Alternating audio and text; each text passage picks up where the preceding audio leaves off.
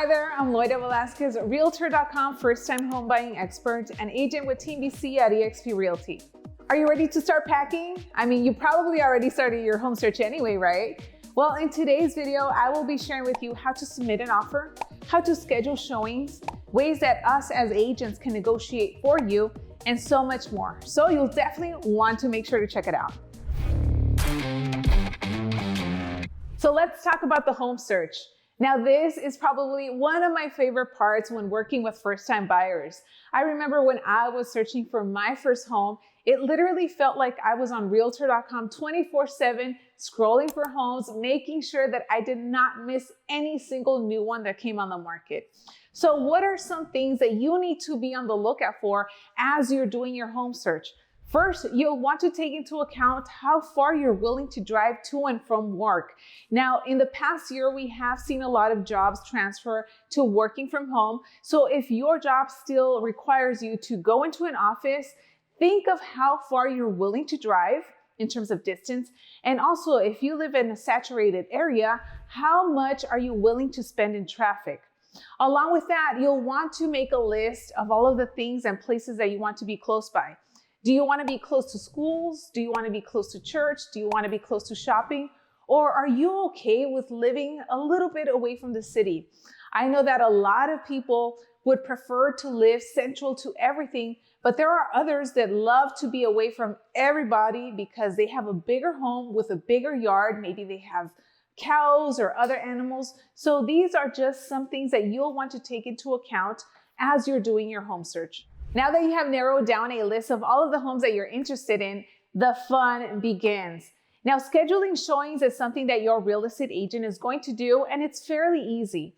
As you give your agent this list of homes that you're interested in, make sure to give them as much detail as possible. And at the same time, this is going to help your agent be able to gather more information, whether it means calling the agent, finding out about permits or additions and things like that. During this time, you'll also want to inform your agent of your schedule and what that will look like to see homes.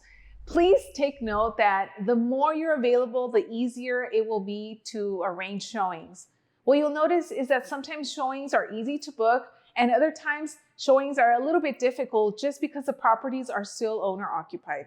So now let's talk about the different types of showings. The very first one, which I just mentioned, are the properties that are owner occupied. So what that means is pretty much the owner still lives there or someone does. Maybe it's a tenant, maybe it's the owner, but someone is still living in the home and you can only do appointments. The showings are by appointments only. So at this point, when your agent knows your schedule and they reach out to the listing agent, they can figure out a time slot to get you in there to see the home. The next type of showing are the showings for vacant properties. So these are properties that are obviously vacant, and many times these are super easy to show and you can just go at any time. The next type of showings are open houses. Now, I'm sure that you're very familiar with open houses. You've probably seen the signs on the weekends, and open houses are pretty much open to the public. Now, if you are going to be going by yourself, it is important that you let the agent there know that you are already working with an agent. Going to an open house, you can go by yourself or you can also go with your buyer's agent. And the last type of showing are the virtual showings. In the past year, we've seen a lot of people that perhaps did not want to travel, but they wanted to see homes. So everything was done virtually through FaceTime or Zoom or one of those platforms. So this again is still very common and another option for you to consider. So I've shared with you things to consider when deciding where to live, how showings work. So now let's talk about my favorite part, which is submitting an offer. Now, submitting an offer is something that's pretty easy to do. And what might happen is because you are a first-time buyer, you're going to be scared and nervous and excited and be filled with so many different emotions. So the very first thing that you're going to want to do is make sure that you talk to your agent. If you have found that perfect house, the one that you saw everything, you're like, this checks all the boxes, make sure that you submit an offer immediately. Now, the reason that you want to do that is because if you delay on submitting an offer on a home just because you might want to think about it, which is completely fine, what might happen is that someone else is going to submit an offer and they might get accepted. And if that happens, that might leave you with having to go back on a home search. So if you're thinking about submitting an offer and maybe you only saw one home and that home was the one and you want to write it up, but you're confused and you're thinking, well, maybe I'm working too fast or this should not be going this way. It's very nerve-wracking to feel in that position, but you're not the only one. And I'll tell you that many of the first-time buyers that I have helped in the past decided to pull the trigger on that house that they first saw and absolutely fell in love with. Now, one of the things that can happen is that when you submit your very first offer on the very first home that you saw, it might get accepted. So I don't want you to feel surprised or shocked when it gets accepted or feel a sense of you have moved too fast, because on the contrary, consider yourself lucky. We have been in such a competitive real estate market that sometimes what that means is that there's low inventory, there's a lot of competition for homes, and the buyers are just kind of submitting offers and bidding wars. So if you have the opportunity of getting your offer accepted, then move forward. To submit an offer, it's fairly simple. You'll want to get together with your real estate agent to go over all of the terms that you'll be putting into the contract. Some of the items that you'll go over are the price, the deadlines, the contingency periods, the time frame for escrow. Let's say usually it's 30 to 45 days. And again, all of these things are items that you'll go over with your agent so that they can write up the offer and submit it. And at this point, now it's just a waiting game. One more thing to note is that depending on the state that you're in, the purchase contract might be 4 pages or it might be over 14 pages.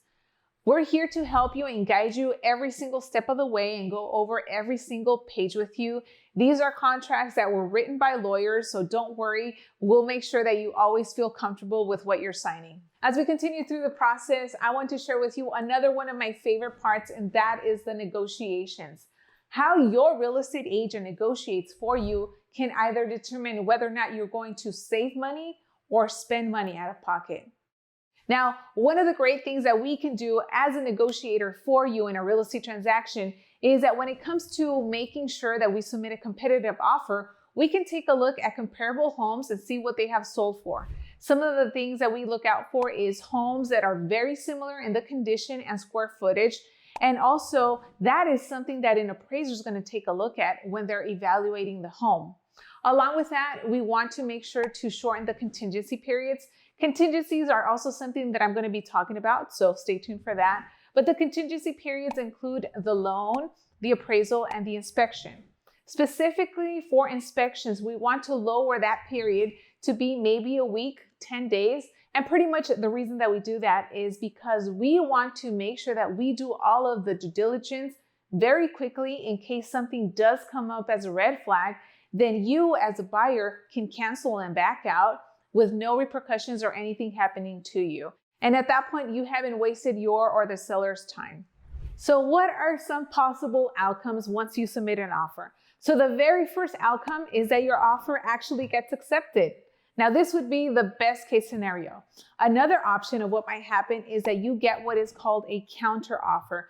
Pretty much all that means is that the seller has seen your offer, but perhaps they didn't like some of the terms that you have submitted. So they have sent you a counter offer with the terms that they want. Now, if you were to agree to their counter, then at that point, they can decide whether or not they want to accept your offer. And then the last thing that can happen is that they just reject your offer.